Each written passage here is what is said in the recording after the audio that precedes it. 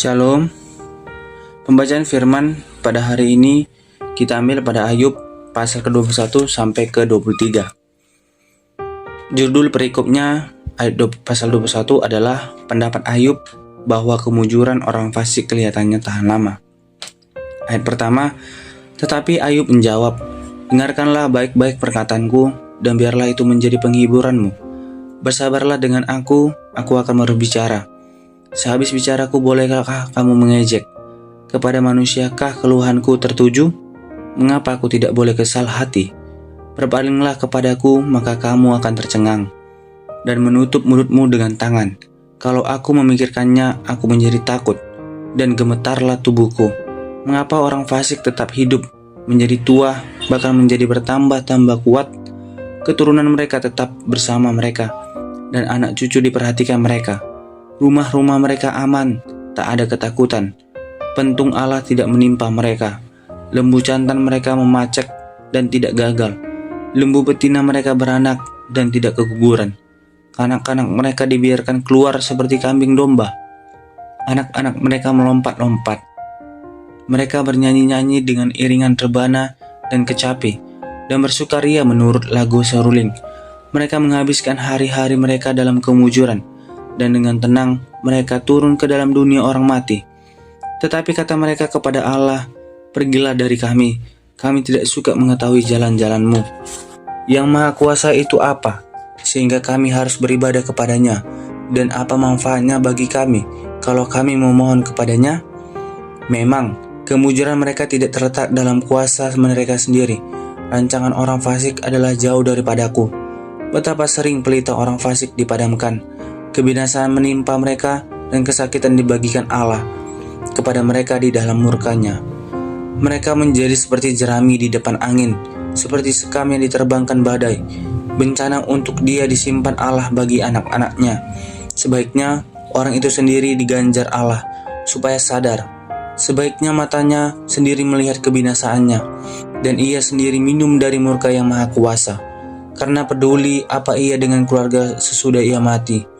Bila telah habis jumlah bulanannya, masakan kepada Allah diajarkan orang berpengetahuan, kepada Dia yang mengadili mereka yang di tempat tinggi, yang seorang mati dengan masih penuh tenaga, dengan sangat tenang dan sentosa. Pinggangnya gemuk oleh lemak dan sumsum tulang-tulangnya masih segar. Yang lain mati dengan sakit hati, dengan tidak pernah merasakan kenikmatan. Tetapi sama-sama mereka terbaring di dalam debu dan merenga-renga berkeriapan di atas mereka. Sesungguhnya aku mengetahui pikiranmu dan muslihat yang kamu rancangkan terhadap aku. Katamu, di mana rumah penguasa, di mana kemah tempat kediaman orang-orang fasik? Belum pernahkah kamu bertanya-tanya kepada orang-orang yang lewat di jalan? Dapatkah kamu menyangkal petunjuk-petunjuk mereka? Bahwa orang jahat terlindung pada hari kebinasaan dan diselamatkan pada hari murka Allah? Siapa yang akan langsung mengugat kelakuannya dan mengganjar perbuatannya? Dialah yang dibawa ke kuburan dan jiratnya dirawat orang. Dengan nyaman ia ditutupi oleh gumpalan-gumpalan tanah di lembah. Setiap orang mengikuti dia, dan yang mendahului dia tidak terbilang banyaknya. Alangkah hampanya penghiburanmu bagiku. Semua jawabanmu hanyalah tipu daya belaka. Pasal ke-22, judul perikopnya, Elifas menganjurkan supaya Ayub bertobat daripada dosanya yang besar. Ayat pertama, maka Elifas orang Teman menjawab, apakah manusia berguna bagi Allah? Tidak, orang yang berakal budi hanya berguna bagi dirinya sendiri. Apakah ada manfaatnya bagi yang Maha Kuasa kalau engkau benar? Atau keuntungannya kalau engkau hidup saleh? Apakah karena takutmu akan Allah, maka engkau dihukumnya dan dibawanya ke pengadilan? Bukankah kejahatanmu besar dan kesalahanmu tidak berkesudahan?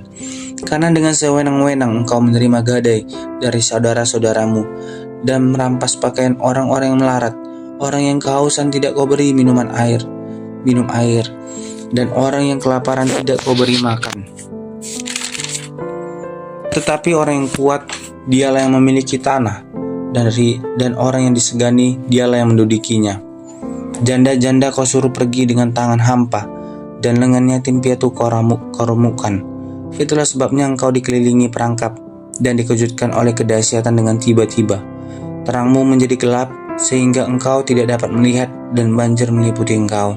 Bukankah Allah bersemayam di langit yang tinggi? Lihatlah bintang-bintang yang tertinggi, betapa tingginya. Tetapi pikiranmu tahu apa Allah? Dapatkah ia mengadili dari balik awan-awan yang gelap? Awan meliputi dia sehingga ia tidak dapat melihat. Ia berjalan-jalan sepanjang lingkaran langit. Apakah engkau mau tetap mengikuti jalan lama yang dilalui orang-orang jahat, mereka yang telah direnggut sebelum saatnya, yang alasnya dihanyutkan sungai, mereka yang berkata kepada Allah, pergilah pada kami, dan yang Maha Kuasa dapat berbuat apa yang terhadap kami, namun dialah juga yang memenuhi rumah mereka dengan segala yang baik. Tetapi rancangan yang orang fasik adalah jauh daripadaku. Hal itu dilihat oleh orang benar dan mereka bersukaria. Orang yang tidak bersalah mengolok-olok mereka.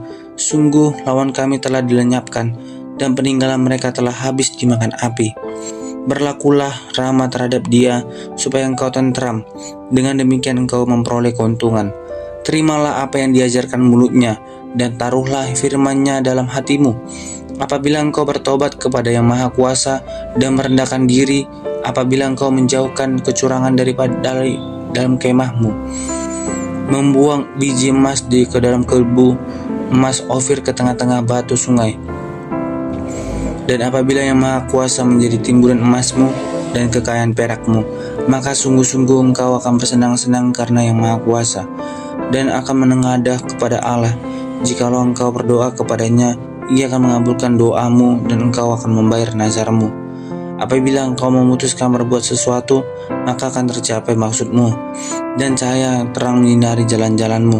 Karena Allah merendahkan orang yang angkuh, tetapi menyelamatkan orang yang menundukkan kepala. Orang yang tidak bersalah diluputkannya, engkau luput karena kebersihan tanganmu. Ayub ingin membela diri di hadapan Allah. Pasal ke-23, ayat yang pertama. Tetapi Ayub menjawab, sekarang ini keluh kesahku menjadi pemberontakan. Tangannya menekan aku sehingga aku mengadu. Semoga aku tahu mendapatkan dia dan boleh datang ke tempat ia bersemayam. Maka akan kupaparkan perkaraku di hadapannya dan kupenuhi mulutku dengan kata-kata pembelaan. Maka aku akan mengetahui jawaban-jawaban yang diberikannya kepadaku, dan aku akan mengerti apa yang difirmankannya kepadaku.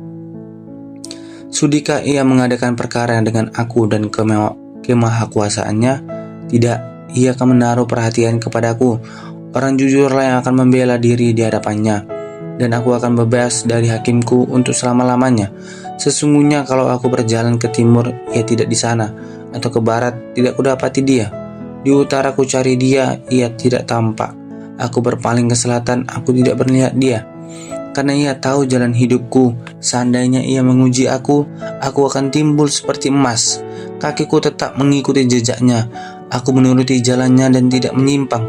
Perintah dan bibirnya tidak kulanggar, dalam sanubariku kusimpan ucapan mulutnya. Tetapi ia tidak pernah berubah, siapa dapat menghalangi dia? Apa yang dikehendakinya dilaksanakannya juga, karena ia akan menyelesaikan apa yang ditetapkan atasku, dan banyak lagi hal yang serupa itu dimaksudkannya. Itulah sebabnya hatiku gemetar menghadapi dia. Kalau semuanya itu kubayangkan, maka aku ketakutan terhadap dia. Allah telah membuat aku putus asa. Yang Maha Kuasa telah membuat hatiku gemetar. Sebab bukan karena kegelapan aku binasa, dan bukan juga karena mukaku ditutupi gelap gulita. Shalom. Sampai sini pembacaan firman Tuhan pada hari ini dari kitab Ayub, dari pasal ke-21 sampai ke-23. Terima kasih. Shalom. Sampai ketemu kembali pada pembacaan pasal-pasal selanjutnya. Tuhan Yesus memberkati.